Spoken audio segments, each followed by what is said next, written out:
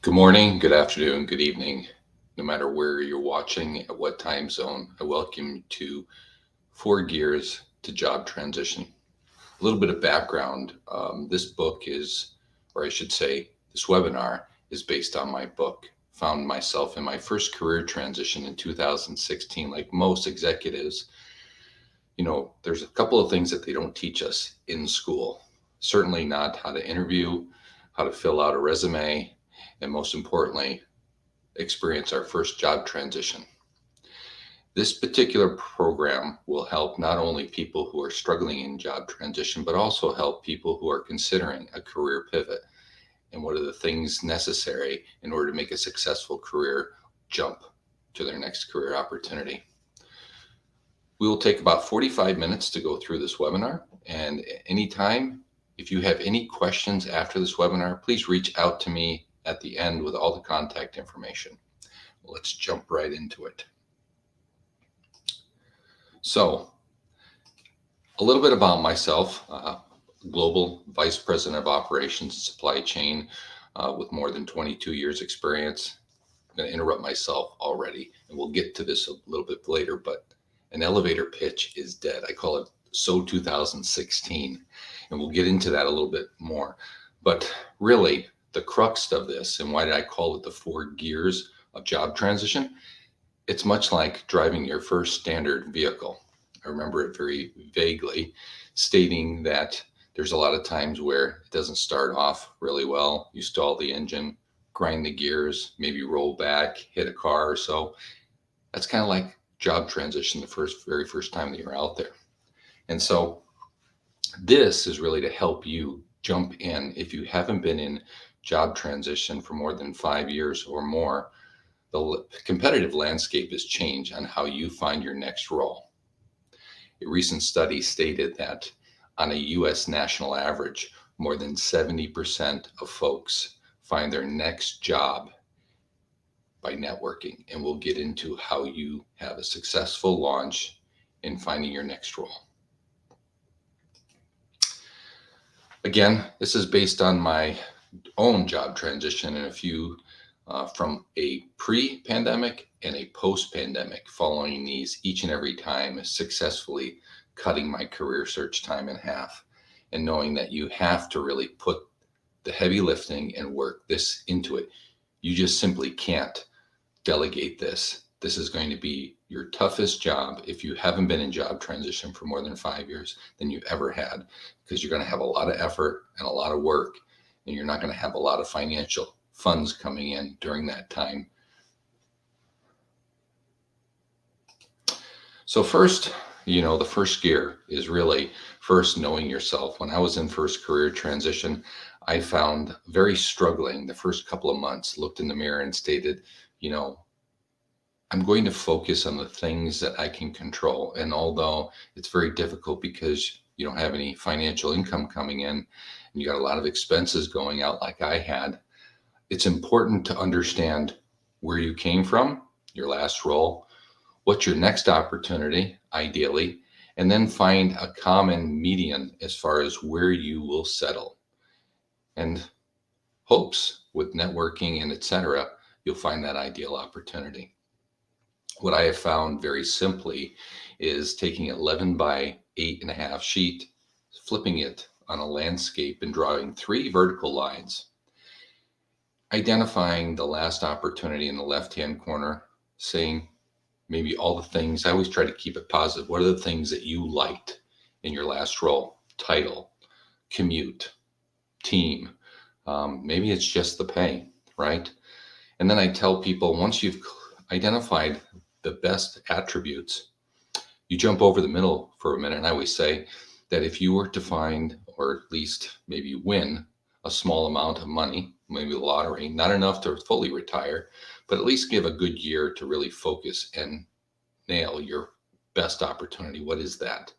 Again, title, pay, maybe it's even a different location. Maybe you're in the frigid north hemisphere and you're looking to get down to the warmer climates. But identify that. And then what I tell people is after you finish that right hand column, you come to center, you take 30% of the job that you left, 70% of the job that's ideal, and that's your middle or at least minimal criteria. And this will help further when we talk about networking, because there's one of two questions that networking does ask in your first meeting. It's how can I help you? What are you looking for? And a lot of people struggle clearly defining their role that they're looking for and the industries and areas. Again, that kind of goes back into the story. Really try to understand what your story is in a very short period of time. We live in an attention deficit society. So we want to make sure that that message is clear and concise. George, why did you leave? Why are you looking, etc. And you come back on a more positive response to the ideal opportunity, what you've learned in your last role, and what you're looking into your next role. Then what we want to do is also look at preparing transition. I think when I was in my first career transition in 2016, the unemployment rate was 4.3%. Thinking the first time, maybe a couple of months and I'll be out of career transition in my next role. What I didn't prepare for was I was out 13 months. And on the average, this is pre-pandemic, a professional or executive is finding their next role between 7 and 13 months. Post-pandemic, up until recently in May of 2022, it was taking still anywhere from 4 to 6 months to land your next opportunity. Just being prepared. And that goes into financials, really making sure that you're prepared for that. Maybe you want to reach out to a financial advisor. If you don't have one, I can give you a couple of recommendations. And no sponsorship, just helping people with their entire career. And then finally, before you get out of first gear, you want to make sure that you clean up your social media and making sure that you're coming off and you're presenting your best self. Example, I was working with a client, an executive, by the way, and they were going into their final rounds in their job interviewing process. And what happened was the board did a search. They went back all the way 2.5 years on his Facebook page and found that he had posted something that didn't really align with the company culture and beliefs. And he was knocked out of his opportunity just simply by that. So we want to make sure that all your settings are set appropriately. I always tell people you want to post things that your grandmother would like to open up on the newspaper on Sunday morning and be proud to hear or listen or view. So second gear, and I'm sure that people have heard about branding. For me, in my first career transition, I realized that I thought branding was all about maybe a company or a product. However, the last 5+ years, it's really gained steam. You are a brand, and you need to clearly define what that brand is. What makes you unique and special? Again, one of my friends, Kathleen Crandall, who does a lot of branding, really outlines what makes you unique and different. Then I always tell people, before you get into this networking and reaching out and everything else, you want to be prepared. I like that little guy from, I think it's Up.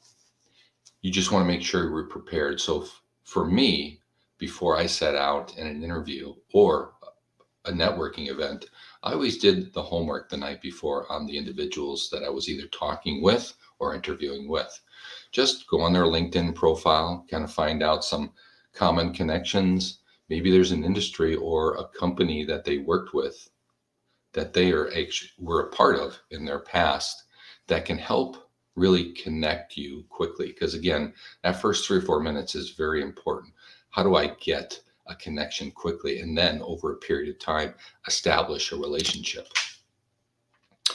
The other thing is promoting yourself. One of the things that I strongly suggest is at least twice a day, and you can do the research on the optimal times, but post something that's specific about you. Maybe it's an industry that you support. Maybe it's an expertise like supply chain with all the challenges that we're having with supply chain, but post an article and comment on it, basically identifying, what makes you want to post this. Maybe you have an expertise to turn around and resolve the actual article. And that helps you become a subject matter expert. and your network sees it, reads it, likes, comments, and you expand the brand of you. Then you want to also identify your value proposition. This gets back to our earlier comments where the elevator pitch is so dead. How many times have you walked into a networking meeting or an introduction where people start off kind of like the Charlie Brown's teacher, sounding like everything the same? I'm an executive with 20 years of experience, MBA, blah, blah, blah. That's not unique and different. What you want to do is less than 30 seconds, clearly identify who you are, your value proposition, what you bring to the table. Now, I always tell people it's a taste of the cake and not the ingredients, right? So you want to be able to have them lean in. So, for example, when somebody would ask me when I was in career transition, whether it was a CEO or board member, I try to bring something historically unique to my particular brand and background. So when they ask me, George, tell me about yourself, I would say, I'm a rappel master. Much like my military career, I drop into difficult situations. I assess the group. I develop a collaborative strategy, and I execute that plan. Now, everybody on my team exceeds the bar. Do you know anybody that needs a rappel master? Well, again, yeah, it's a little play on words, but it also, with energy, enthusiasm, and positive attitude, people feel it. They know that that's you, that's unique to you. And what I've experienced in a few of my job interviews is the deciding factor. You know what, George? The response was, you know what, George? I don't know what a rappel master is, but I sounds like I need one. And then again, when we finally get out of gear 2, we want to make sure this is you. You cannot delegate. You cannot say, give me 10 recruiters to send my resume to. Because again, if you're a recruiter watching this, they're doing the best interest of their client. Now, you may be able to fill 105% of those 100% qualifications, but the rarity is less than probably 1%. So we want to make sure that you understand this job is probably going to be the most challenging job that you've had in quite some time. Then we get into gear 3. Gear 3 is, as I stated early on in my first career transition, after 3 months of frustration. No one wrote a book from the time that you left to the time you land. What are the things that you consider you should do? I think you should try them all, because the 3 or 4 things that are outlined in my book of, I think, more than 24 examples might work for me, but maybe those may not work for you, but maybe 4 or 5 of the other things that I outlined in the book. So it's important for you to understand the things that you can control. I looked in the mirror and said, I'm going to focus on myself, my health, sleep better, eat better, start to exercise. And over a period of 7 months, I dropped 40 pounds. What does that do? That helps with my confidence. I feel better. I have a lot more energy, and that comes across in your interviewing and your networking meetings. Again, I always tell people, you always have to bring energy, enthusiasm, and positive attitude, because again, no one wants to talk to an Eeyore, right? So how many times have you sat down with somebody and they start off the bat, I've been in career transition or job search X amount of months, and it's, wow, this is frustrating. This is really not going to be an ongoing relationship with this networking meeting, right? So again, in the times that you don't feel that you get up, make sure you do that proverbial call in, right? Hey, maybe you need to push out some networking meetings that day because you're just not feeling it. And it's okay when you're in job transition. It's actually important, part of your mental health, to take those breaks, whether it's I'm taking Friday afternoons off to recharge, reorganize, and set up for the next week, etc.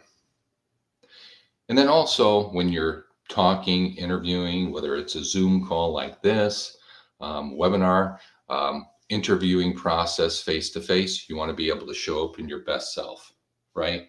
I always started off dressing up like I was going to potentially be talking or networking with a potential hiring manager, right? And so you want to make sure that you come off in your best self. In a Zoom call, you want to make sure that your background is aesthetically pleasing, right? And it's not distracting. For example, I've seen people with old posters that kind of date them. Some of the area that's in back of them is very disorganized. It's distracting, and it's also telling a story non-verbally to the watcher or the listener that you may not be as organized as you're trying to communicate, right? So, and again, you don't want to be distracting. And then finally, in gear three, you want to create a day in the life. You left a structured job.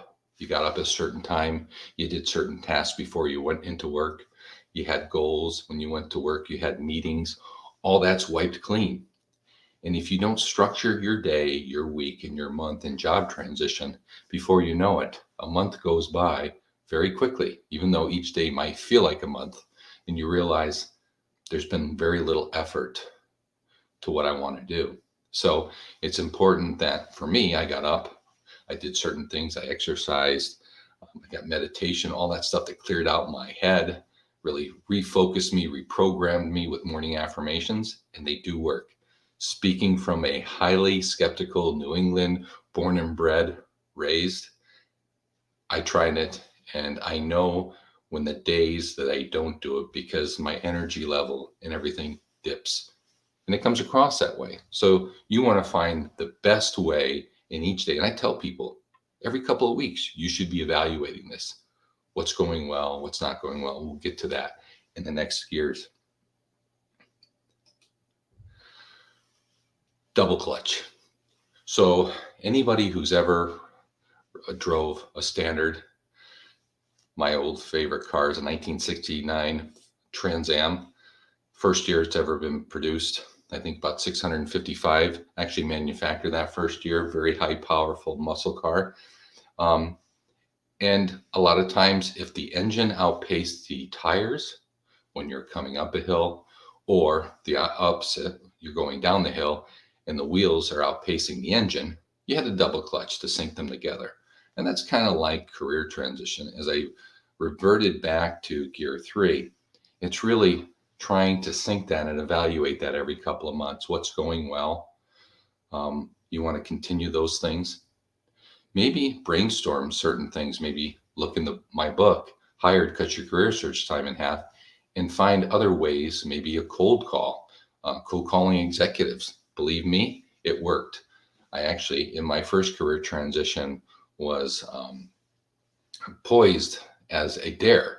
I reached out to top 10 executives in my local state, gave off and left a message that was very clear and concise. And ironically enough, 8 out of the 10 executives, these are executives that are running multi-billion-dollar companies, reached out and responded back. Hey, George, great message. Would love to sit down and talk to you. And a lot of those executives, and we'll find out a little bit later, either a part of my personal board of advisors and continued through my job transition, reaching out and following up with me and helping.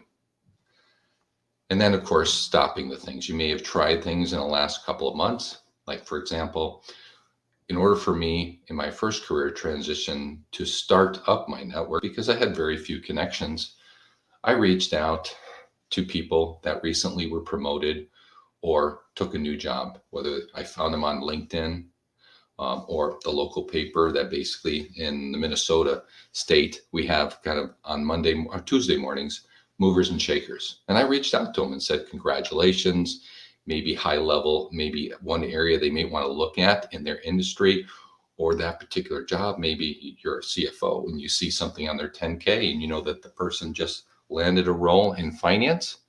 You might want to drop, hey, you know what? I noticed this. You might want to take a look at it. Again, it's helping them. And then the last line is when time permits, when drinking from the fire hose subsides, I'd love to sit down and talk with you. And that's how the networking started. I can tell you that I reached out to 10 people a day, each workday, Monday through Friday, representing 50 people a week, letters, reaching out just like that, dumping them in the mailbox for 10 weeks. 500 people. Out of 500 people, I was able to connect, truly connect, talk with them either on a Zoom call or a face to face. And I met 412 of them. So again, old school stuff still works as long as it's clear, concise, has a purpose, and you're giving a value, that potential connection.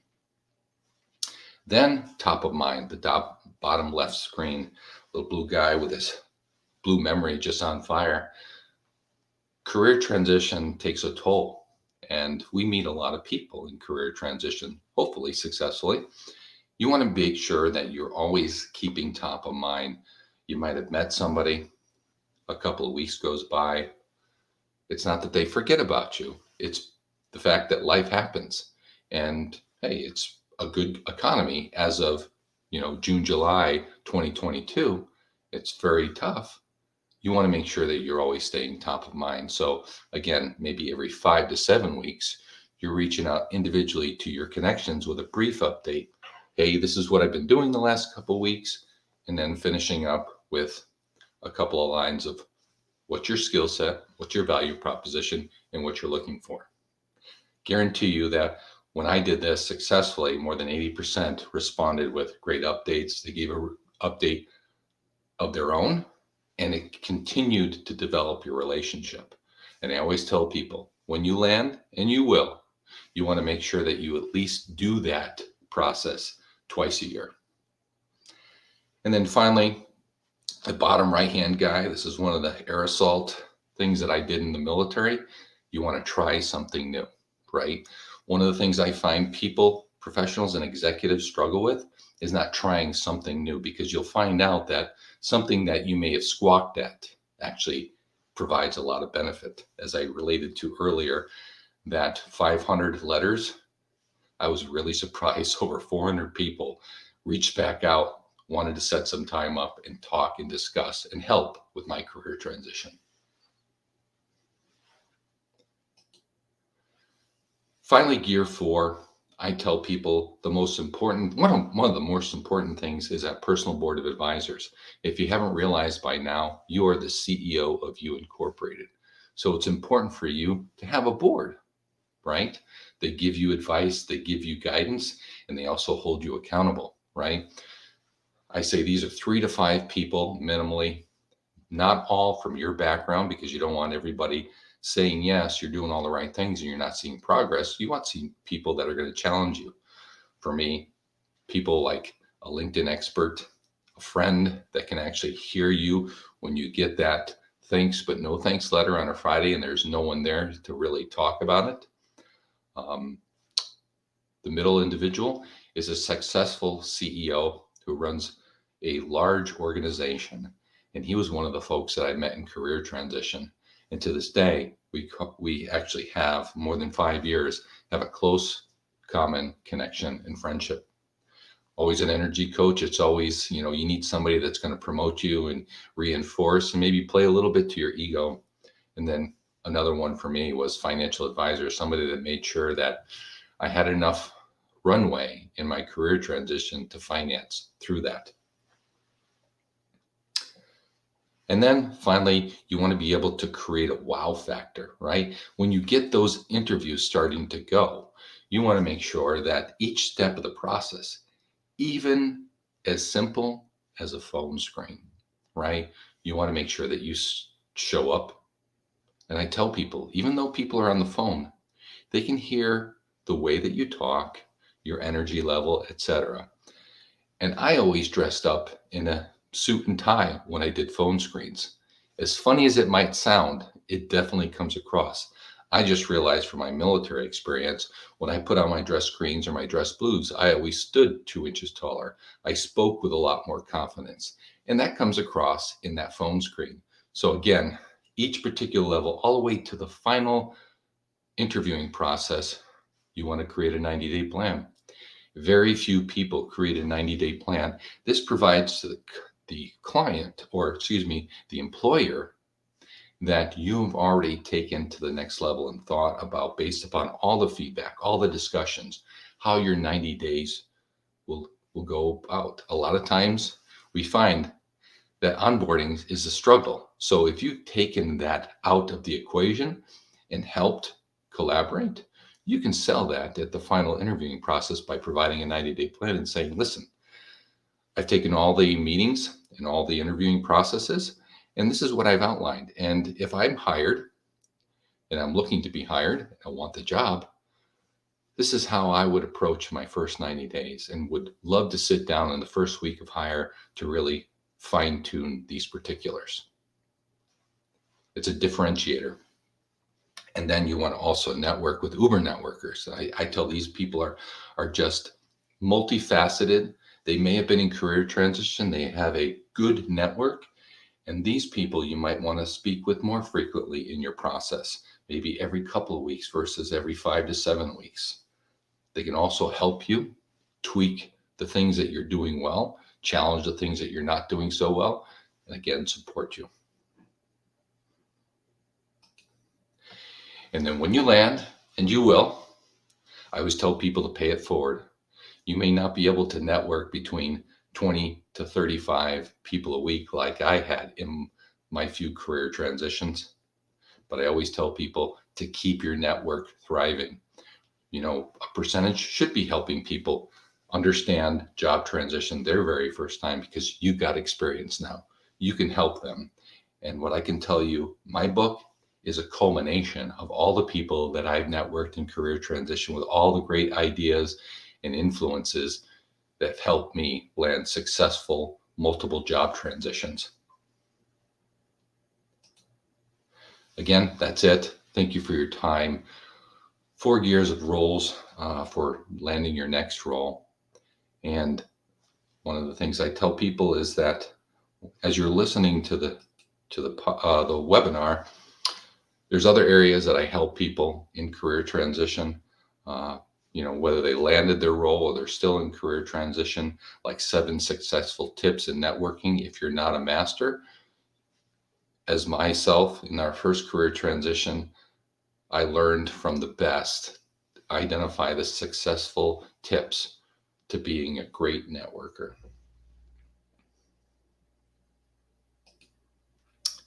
And that's it. Again, if you're looking for any additional support, coaching, helping you through job transition, I'm available. Just reach out to me at my email address, georgecmurray@gmail.com, or my phone number, 952-221-8868, or you can visit my web site at georgecleasonmurray.com. Thank you.